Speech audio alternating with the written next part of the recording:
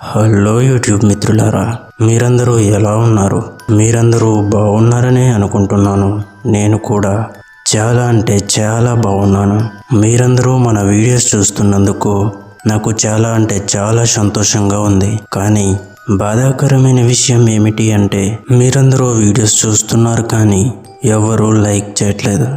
దయచేసి ఈ వీడియోకి ఒక లైక్ చేసి మీ అభిప్రాయాన్ని కమెంట్ల ద్వారా తెలియచేయండి. అలాగే నా తరపు నుంచి ఒక చిన్న రిక్వెస్ట్ ఏంటి అంటే మన ఛానల్కి సపోర్ట్ చేస్తారని మనస్ఫూర్తిగా కోరుకుంటూ ఇక వీడియోలోకి వెళ్ళిపోదాం. ఇప్పుడు వినబోయే కథ మిమ్మల్ని బాగా భయపెట్టొచ్చు. ఇది ప్రతిసారి చూసే రొటీన్ కథ అయితే కాదు. ఈ కథ డిఫరెంట్ కల్చర్తో డిఫరెంట్గా ఉండబోతుంది. కనుక వీడియోని ఎక్కడా స్కిప్ చేయకుండా చివరి వరకు చూడండి. రాజస్థాన్ ఎడారిలో దాగి ఉన్న ఒక పాత రాజమహల్ పక్కన చిన్న గ్రామం ఉంది. ఆ గ్రామం పేరు కమరియా. ఈ గ్రామం ఒక రహస్య శాపం కింద ఉంది. రాత్రి 8 గంటల తర్వాత ఎవ్వరూ బయటికి రావడానికి ఇష్టపడరు. గ్రామంలో పెద్దలు చెబుతూ ఉంటారు, అమరకంఠ ఆలయం అనే పాత కట్టడం దగ్గరికి వెళ్తే తిరిగి ఎవ్వరూ బ్రతికి రారని. కానీ ఆ ఆలయం లోపల ఏం జరుగుతుందో ఎవ్వరూ చెప్పలేకపోతున్నారు. ఒకసారి ఢిల్లీలోంచి వచ్చిన పరిశోధకురాలు నందిని ఆ గ్రామానికి వచ్చింది. ఆమెకు పురాణాలు, భూతాలు, శాపాల మీద నమ్మకం లేదు.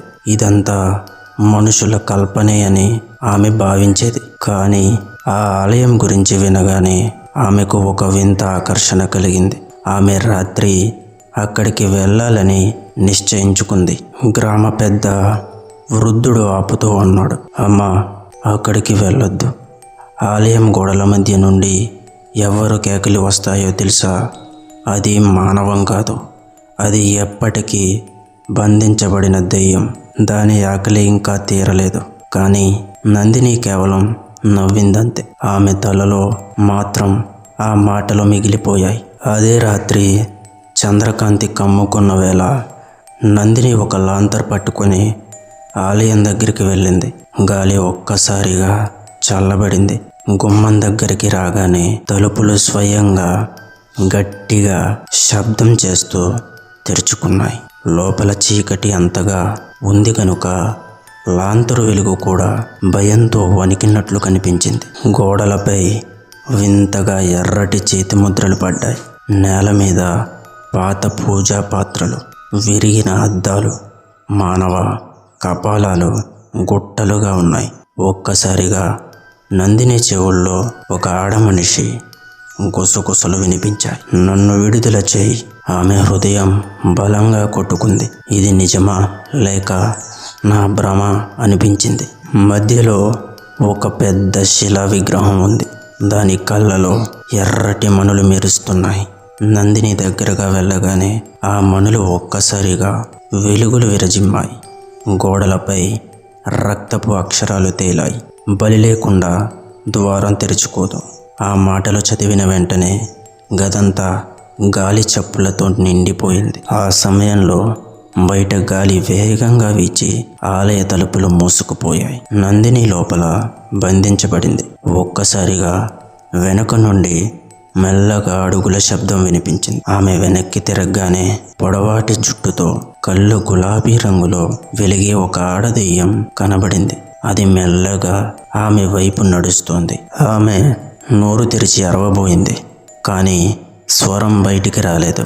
ఆ దెయ్యం దగ్గరకు రాగానే భయంకరమైన చిరునవ్వు నవ్వింది. నన్ను ఎందుకో శతాబ్దాలుగా బంధించారో తెలుసుకోవాలా అని అడిగింది. నందిని కంపించిపోతూ తల ఊపింది. వెంటనే ఆ దెయ్యం శరీరం నుంచి పొగలు లేస్తూ ఒక పురాతన కథ చెప్పడం మొదలుపెట్టింది. శతాబ్దాల క్రితం రాజమహల్ రాజు తన రాణిని బలిచ్చి ఆ ఆలయానికి శక్తిని సమర్పించాడు. కానీ ఆ రాణి ఆత్మ శాంతి పొందలేదు. ఆమె దెయ్యంగా మారి ఈ ఆలయంలో బంధించబడింది. ప్రతి 100 సంవత్సరాలకు ఒకసారి ఆమె బలి కోరుతుంది.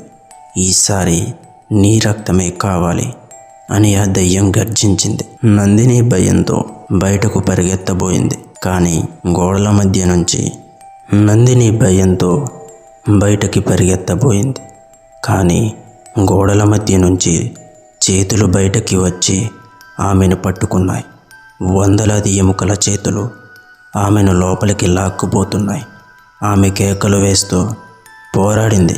కానీ లాంతరు ఒక్కసారిగా కూలిపోయి మంటలు గోడలకి అంటుకున్నాయి. ఆ మంటల్లో ఆ దెయ్యం ఒక్క క్షణం వెనక్కి తగ్గింది. అదే సమయం నందిని జేబులోంచి తన తాత ఇచ్చిన వెండి తాలిస్మాన్ తీసి గాల్లోకి విసిరింది. అది వెలిగిపోతూ విగ్రహంపై పడి విరిగిపోయింది. ఒక్కసారిగా ఆలయం అంతా ప్రకాశంతో నిండిపోయింది. ఆ దెయ్యం అర్ధనాదంతో కరిగిపోవడం ప్రారంభమైంది. కానీ కరిగిపోతూ చివరి మాటలు అట్టర్ చేసింది. నా శాపం ముగియదు, నా బంధనం విరిగిపోయింది. ఇక నుంచి ఈ ఎడారంతా నా రాజ్యమవుతుంది. ఆ వెంటనే ఆలయం కూలిపోవడం మొదలైంది. నందిని పరిగెత్తుకుంటూ బయటికి వచ్చింది. గ్రామానికి చేరుకున్న వెంటనే భూకంపం లాంటి శబ్దం వినిపించింది.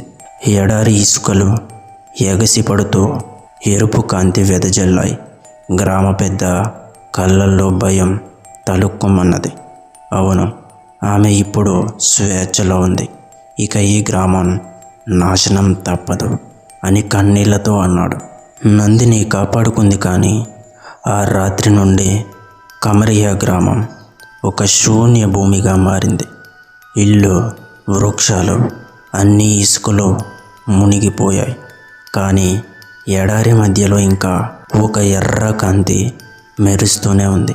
రాత్రివేళ దూరంగా చూసేవారంతా ఒక స్త్రీ ఆకారం ఇసుకలపై నడుస్తూ కనిపిస్తుందని చెబుతూ ఉంటారు.